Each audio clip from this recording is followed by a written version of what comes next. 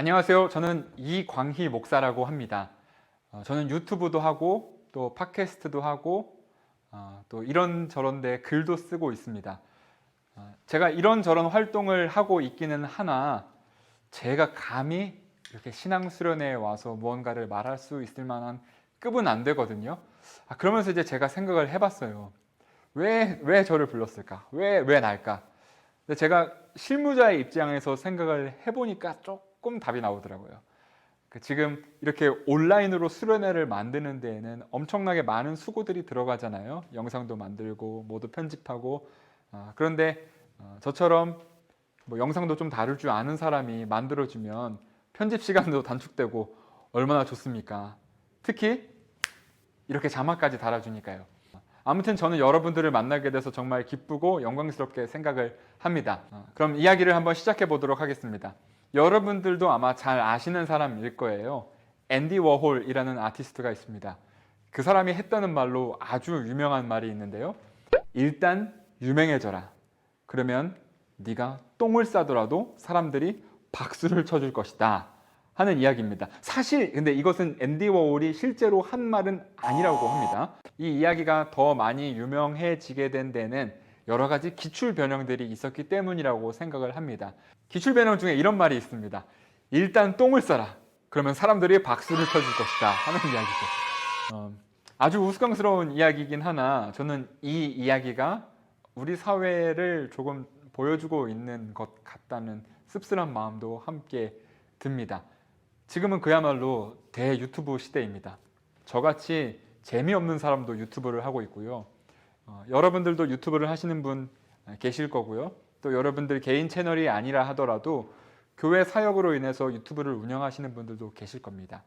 그리고 본인이 유튜브를 지금 하고 있지 않다고 하더라도 유튜브 해야 되는데 라고 생각하고 계실 수도 있고 또 그런 생각도 없지만 여러분들은 아마 많은 시간을 유튜브를 보면서 보내고 계실 겁니다. 그러면서 우리는 알게 모르게 알고리즘의 영향 가운데서 살아갑니다. 알고리즘의 선택을 받기 위해서 더욱더 자극적인 것을 우리는 만들고요. 또 알고리즘이 제공해 주는 것 중에서 더 자극적인 것을 우리는 선택하곤 합니다. 그러면서 알고리즘이 우리에게 압박하는 한 가지가 있습니다. 그것은 바로 어그로입니다. 사람들보다 눈에 띄고 다른 사람들보다 더 돋보이고 다른 사람들보다 더 강해 보이는 그런 것들이 필요하죠. 그러기 위해서 뭐 간장도 붓고 실제로 똥도 싸고 그런 걸 해야죠. 그래야만 사람들이 관심을 갖고 설령 똥을 싸서 유명해지더라도 사람들이 박수를 쳐주는 것, 어그로로 유명해져도 사람들이 박수를 쳐주는 것이 우리 사회의 현실이죠. 저는 이런 현실이 썩 그렇게 만족스럽지는 않습니다. 그렇다고 해서 우리가 이런 현실로부터 완전히 자유로울 수 있는 삶을 살 수 있는 것 같지도 않지만 적어도 교회라면 다른 세상에 대한 상상력들을 품고 살아야 하지 않는가 하는 생각을 합니다. 하나님 나라 백성이라면 다른 방식으로 세상을 만들어가는 비전들을 품어야 하지 않는가 하고 말입니다. 여러분들이 잘 알고 계시는 성경 이야기 중에 오병이어 있죠. 물고기 5마리 물고기 그죠. 제가 이렇게 실수를 하더라도 여러분들이 틀렸네 바로 알 만큼 아주 유명한 이야기죠. 물고기 2마리와 빵 5개로 5,000명이 먹은 이야기입니다. 저는 어렸을 때 이 이야기를 보면서 그런 상상을 했어요. 아니 어떻게 그 빵을 가지고 5,000명이 먹을 수 있을까? 어쨌든 5,000명이 먹었다는 것은 이게 불어나든지 늘어나든지 더 생겨나든지 해야 하는 거잖아요. 그러면서 막 그런 생각도 해봤어요. 예수님께서 이제 빵 받을 사람들을 쭉 세워놓고 빵을 이렇게 5개가 뒤에 있는데 하나를 주고 다시 되돌아보면 5개가 다시 그대로 있고 또 주고 또 봐도 다시 5개가 그대로 있고 이렇게 해서 계속 빵을 주는 생각도 해봤고요. 아니면 빵을 떼서 주고 보니 다시 빵이 불어나서 또 그것을 떼어주고 또 생겼네? 하면서 이렇게 5,000명을 나누어 주었나? 하는 생각도 해봤습니다. 저만 그런 거 아니죠? 여러분들도 아마 비슷한 생각들을 해보셨을 것 같습니다. 그러면서 이런 오병이어를 우리 마치 어떤 마술쇼 그런 것처럼 어떻게 그런 기적이 일어났을까 하면서 궁금해하곤 합니다. 그런데 성경은 그거에 대해서 그렇게 자세하게 알려주고 있지는 않는 것 같습니다. 다만 오병이어를 통해서 우리에게 들려주려고 하는 이야기는 저는 분명한 게 한 가지 있다고 생각을 하는데요. 그것은 바로 하나님 나라의 백성들이 회복하는 이야기입니다. 이 이야기를 조금 더 설명을 여러분들께 드리고 싶은데요. 그런데 이 오병이어 이야기는 갑자기 툭 튀어나온 이야기가 아니고요. 어떠한 맥락 속에서 위치를 합니다.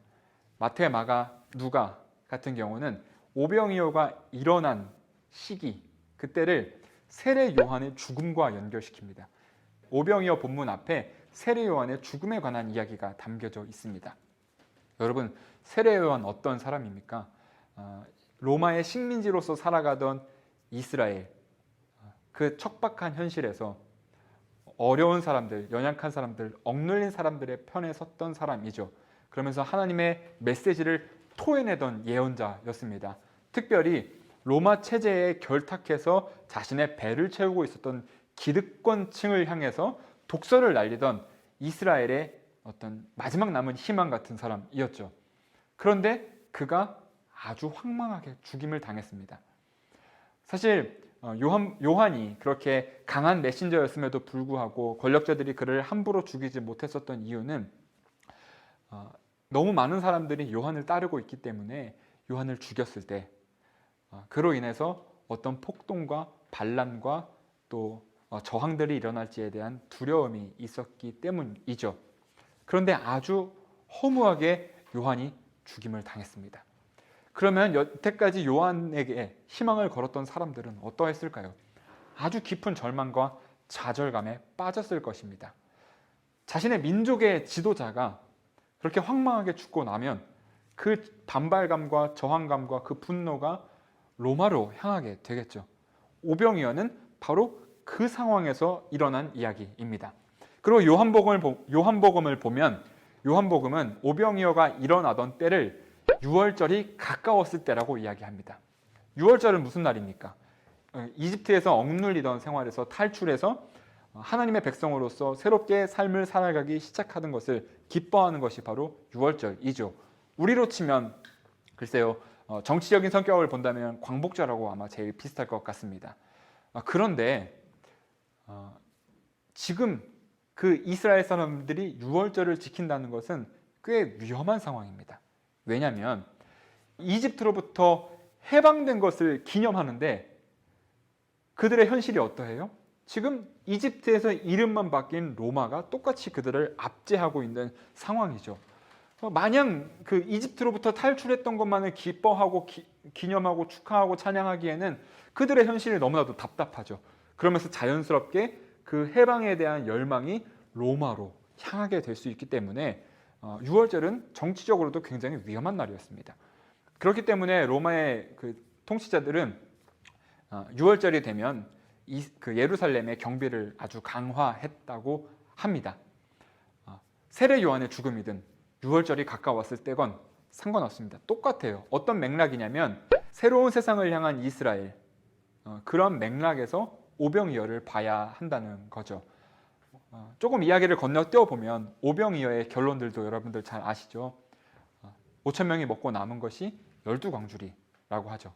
12광주리, 그 12는 회복된 이스라엘을 상징하죠. 그러니까 오병이어는 단순히 작은 것 가지고 많은 사람들을 배불리 먹인 마술도 아니고 또 작은 것 투자해서 그게 떡상해서 막 큰 돈, 떼돈 번 그런 투기나 투자를 욕망하게 하는 이야기도 아니고 하나님 나라의 백성을 회복시키고 새롭게 하고 하나 되게 하는 이야기가 바로 오병이어라는 겁니다. 예수님은 그 방식을 어떻게 선택하셨나요? 예수님께서 그 굶주린 백성들 그리고 새로운 세상을 향해 갈망하고 있는 백성들의 그 열망을 바라보시고 불쌍히 여기고 계셨을 때 제자들이 나와서 얘기하죠. 제자들은 저들을 다 각자 마을로 돌려보내서 알아서 밥을 먹도록 하는 것이 어떻겠습니까?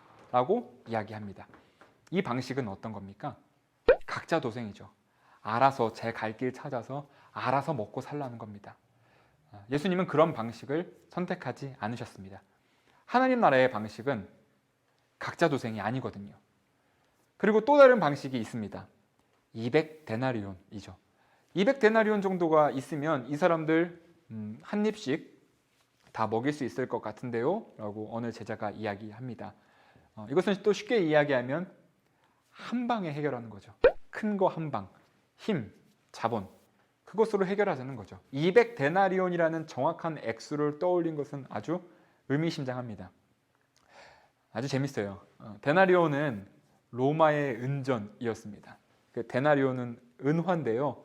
거기에는 로마 황제의 얼굴도 새겨져 있고 또 로마 황제를 찬양하는 글들도 좀 적혀 있었습니다. 이스라엘은 어떤 것을 형상화하거나 또 하나님 아닌 다른 것을 찬양하는 데 있어서 아주 민감했기 때문에 그것은 이스라엘의 신앙과 충돌하는 것이었습니다. 그러나 당시 그것은 세계를 지배하고 있었던 힘의 상징이기도 했습니다. 심지어 예수님의 제자도 저 사람들을 어떻게 먹일까 고민할 때 쉽사리 떠올릴 수 있을 만큼 그 세계에 통용되고 있었던 질서였습니다. 그러나 예수님은 그 질서, 그 힘, 그 자본, 그것에 편들어주지 않으십니다. 예수님은 다른 방식을 이야기하십니다. 그래서 제자들이 가지고 나온 게 뭡니까? 물고기 2마리와 빵 5개죠. 저 이런 이야기를 들은 적이 있습니다.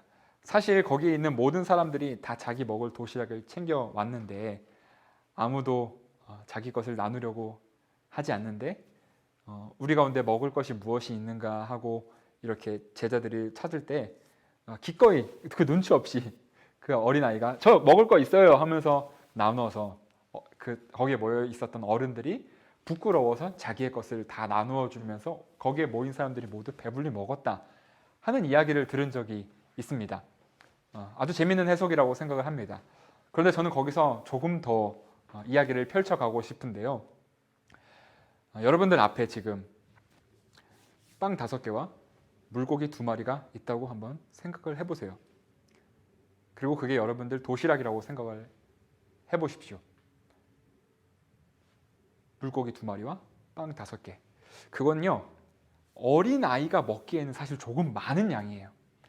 어린아이가 엄마 저 예수님 말씀 듣고 올게요 하면서 도시락에 담아 오기에는 그 어린아이 혼자 먹기에는 너무나도 많아요. 그 애가 무슨 푸드파이터도 아니고 그걸 다 그렇게 싸웠겠습니까? 제가 생각하기에 그 아이가 가져온 물고기 2마리와 빵 5개가 1인분 이상의 양이었던 이유는 애초에 나올 때부터 누군가에게 나누어 줄 수도 있다는 생각을 나누어 줄 것이라는 생각을 하고 나왔을 것 같습니다. 제 이 이야기에 좀 더 근거를 들어볼게요. 저는 초대교회 사람들이 이 본문을 읽으면서 이 오병이어를 읽으면서 그들이 지금 예배하고 있는 성찬의 식탁을 떠올렸을 것이라고 확신합니다. 왜냐하면 오병이어에서 예수님이 그 빵을 들어서 감사 기도를 드리시고 떼어서 사람들에게 나누어 주는 그 모습이 그들이 지금 예배 가운데에서 성찬을 하고 있는 모습과 그대로 포개지거든요. 그런데 초대교회 성찬의 모습은 우리와 조금 다른 것이 있습니다. 무엇이냐면요, 우리는 지금 성찬을 할 때 토요일 밤에 목사님 혹은 봉사자들이 와서 그걸 다 차려놓고 우리는 차려진 식탁에 참여합니다. 그런데 초대교회의 성찬은 차려진 음식을 먹는 게 아니고요, 각자가 가져온 음식을 드리고 그 드린 것을 가지고 떼어서 나누는 것이었습니다. 그렇기 때문에 초대교회의 성찬 식탁에는 빵도 있었고요, 포도주도 있었고요, 과일도 있었고요, 물고기도 있었고요, 야채도 있었고 온갖 음식이 다 있었을 겁니다. 그렇기 때문에 빵과 물고기를 떼어서 사람들에게 나누는 장면이 그들이 지금 예배하고 있는 성찬의 모습과 포개졌을 거라는 겁니다. 그리고 초대교회 사람들은 성찬으로 나올 때, 예배로 나올 때 그 성찬을 나누기 위해서 자신들의 먹을 것을 가지고 나왔는데 자신이 먹을 수 있는 것보다 조금 더 넉넉한 양을 가지고 나왔을 거랍니다. 가지고 나온 것입니다. 왜냐하면 가진 것이 없어서 빈손으로 오는 사람들도 있기 때문에 그런 사람들을 먹이려면 내가 더 가지고 나와야 하니까. 그리고 그것이 예수님의 사랑이라고 배웠으니까 넉넉하게 가지고 나왔을 겁니다. 그래서 초대교회 사람들은 그 오병이어의 이야기를 보고 그리고 한 아이가 먹기에 다소 많은 양의 음식을 아이가 가지고 나왔을 때 성찬 떠올렸을 겁니다. 아, 저거 나누려고 가져왔네, 성찬하려고 가져왔네, 이렇게 생각을 했을 것입니다. 저는 거기에 우리의 길이 있다고 봅니다. 이번 수련의 주제가 언택트 시대의 말씀으로 하나 되는 우리? 맞나요? 뭐 아무튼 뭐 죄송합니다. 뭐 이런 비슷한 거라고 제가 알고 왔는데요. 우리가 하나 되는 방식, 우리가 하나님의 백성으로 회복되는 것, 우리가 참 그리스도인이 되는 것, 저는 다 같다고 봅니다. 그때 우리의 방법은 제자들이 얘기했던 것처럼 각자 도생일 수는 없습니다. 또 제자들이 얘기했던 것처럼 큰 돈 한 방일 수는 없습니다. 우리의 방법은 예수님께서 선택하신 방법. 비록 나의 작은 것이지만 다른 사람들과 나누기 위해 기꺼이 가져오는 것. 그것을 통해서 주님은 하나님 나라 공동체를 이루어 가셨습니다. 저는 우리의 길도 거기에 있다고 봅니다. 우리가 대학 생활을 하면서 하나됨 참 많은 이야기 합니다. 공동체 여러 번 들으셨을 겁니다. 저도 학부 시절에 신앙수련회라든지 어떤 행사라든지 있을 때 공동체, 하나됨 이런 게 빠진 적이 없습니다. 언제나 공동체와 언제나 하나됨을 이야기합니다. 그런데 공동체와 하나됨은 외친다고 해서 되는 건 아닌 것 같거든요. 우리 하나 돼야 돼 라고 큰 소리 외친다고 하나 되지 않는 것 같아요. 우리 공동체야 라고 외쳐도 우리 공동체 되는 것 같지 않습니다. 공동체, 하나됨, 하나님의 백성이 되는 것은 우리가 나눌 때에 비로소 이루어집니다. 대학 생활이 사실 좀 그렇지 않나요? 서로 경쟁하기도 하고 각자 살 길을 찾아가기도 하고 또 어떤 방식으로든 힘 있는 사람이 끌고 가려고 하고 참 안타까운 방법이 아닐 수 없습니다. 하나님 나라 공동체는 그런 방식으로 이루어지지 않는다고 저는 오늘 말씀을 통해서 여러분들과 나누고 싶습니다. 여러분들이 할 수 있는 것, 그러나 나눌 것을 생각하고 한신에서 펼쳐 가신다면, 서로 그렇게 연결될 수 있다면 그것이 우리가 진정으로 하나 되고 진정으로 한 공동체로 연결되고 또 하나님의 백성으로 새로워지는 길이라고 저는 생각을 합니다. 여러분들이 갖고 계신 것 별거 아닌 것 같아 보일 때도 있지만 사실 그것으로 많은 것을 할 수 있습니다. 사실 지금 제가 촬영하고 있는 이것들도요, 다른 걸로 하는 거 아니고 핸드폰으로 하고 있습니다.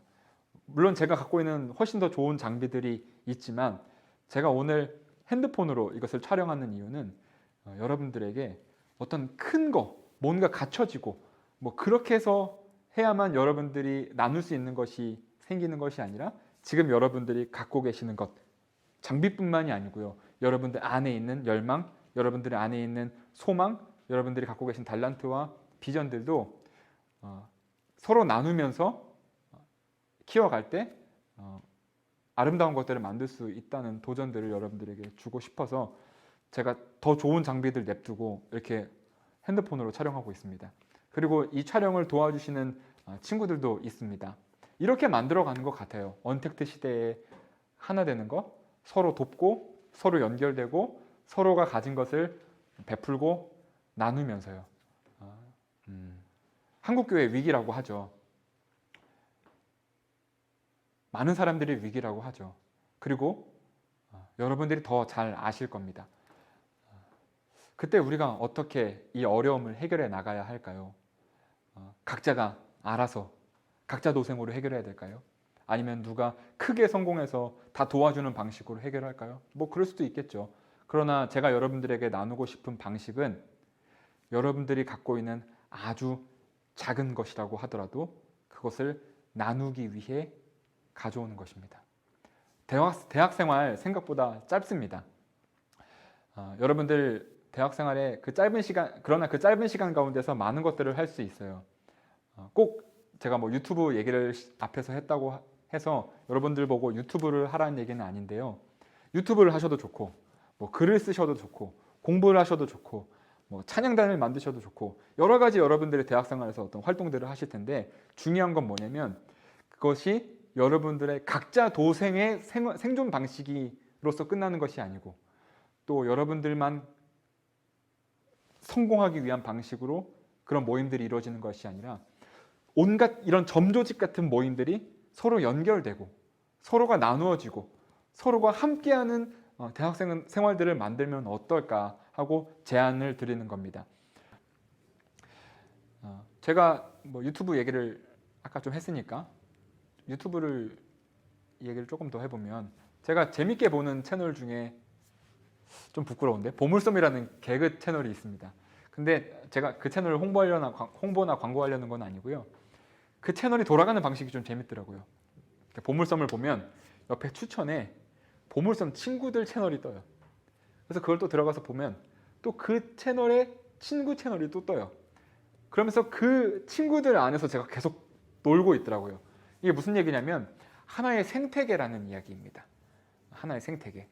우리가 여러 가지 사역들을 하는데 그것은 각자 알아서 흩어져서 그냥 잘 먹고 잘 사고 이게 아니고 하나의 생태계를 이루어야 한다고 생각을 합니다. 그렇게 생태계를 이루는 데에는 공룡 필요 없습니다. 아주 거대한 사람 필요 없어요. 이끼부터 시작해서 다양한 생명체들이 존재할 때 그것이 바로 생태계가 됩니다. 여러분들 각자 갖고 계신 그 재능과 달란트를 가지고 생태계를 만들어 가시는 것이 우리가 살 길이 아닌가 생각이 듭니다. 코로나 이후로 4차 산업의 도전으로 인해서 굉장히 어려운 목회 시기를 보내시게 될 텐데요. 그리고 우리가 좀 보냈죠. 제가 이렇게 1년을 지나가 보면서 드는 생각이 있습니다. 누구나 알아요. 이제 목회 패러다임이 바뀌어야 된다고. 모르는 사람 아무도 없습니다. 다 그 얘기 해요. 모두가 그렇게 생각하고 모두가 그렇게 이야기를 합니다. 그런데 그런 이야기를 하시는 분들 중에서 실제로 유튜브 채널조차 못 만드시는 분들도 계세요. 그러니까 말로는 새로운 목회해야 된다, 온라인 목회해야 된다 하시지만 유튜브 계정조차 못 만드시는 분들이 계세요. 근데 여러분들은 어떠세요? 물론 젊은 사람들이라고 다 그것을 잘하는 것은 아니지만 지금 교회 현장들, 교육전도사님들의 수고와 교육전도사님들의 아이디어와 교육전도사님들의 기술 도움 없이 교회 지금 안 돌아가잖아요. 그러니까 다가오는 목회에 더 유연하고 정확하게 대응할 수 있는 사람들은 기성세대가 아니라 바로 여러분입니다. 비록 우리에게 주어진 지금 목회 환경이 답답하고 답이 없고 정말 절망적이지만, 그렇다고 우리가 여기서 윗세대가 잘못했어 라고 탓하고 있으면 우리는 그 현실에서 그냥 좌초하고 말아버릴 것입니다. 오히려 지금 이 절망을 헤쳐나갈 수 있는 것은 바로 저와 여러분들입니다. 우리가 해야 합니다. 좋지 않은 상황이지만, 우리의 잘못이 아닐 수도 있지만 우리가 해야 하는 상황인 것 같기도 합니다. 저는 여러분들이 노력을 해야 된다 라고 말씀 감히 드릴 수는 없지만 우리가 아무것도 안 하고 있을 수는 없다 라고 꼭 말씀을 드리고 싶습니다. 네, 주저리 부족한 이야기 길게 떠들었는데요. 잘 들어주셔서 감사합니다. 네, 또 목회의 길에서 별 날이 있을 것 같습니다. 다음에 뵙겠습니다. 안녕히 계세요.